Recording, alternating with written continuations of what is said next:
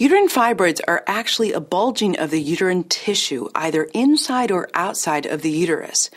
A woman can experience nothing, or she might have issues with infertility, pelvic pain, or abnormal bleeding.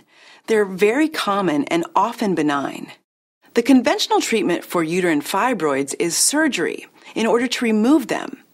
The problem with that is that it's not identifying and treating the cause of why the fibroids were there in the first place, and they often come back. Typically, uterine fibroids are caused by too much estrogen with corresponding lower levels of progesterone.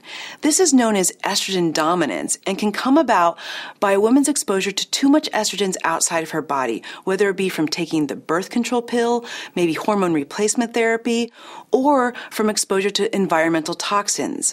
Poor estrogen metabolism can also contribute to estrogen dominance. When someone comes to me with uterine fibroids, it's really important for me to understand the influencing factors causing those fibroids. I'm going to want to know what their diet and lifestyle is like. I want to know if they're on any medications or supplements, if they have any significant health history. And I'm also going to want to do some testing, some saliva testing to test adrenal function, urine tests for estrogen metabolism, and I'll also draw some blood in order to test other hormone levels. When treating a woman with uterine fibroids, the first thing I want to do is decrease her exposure to environmental estrogens. I recommend she eats a diet of whole organic foods and minimizes the intake of processed foods. The second thing I want to do is make sure that the liver is properly metabolizing estrogen.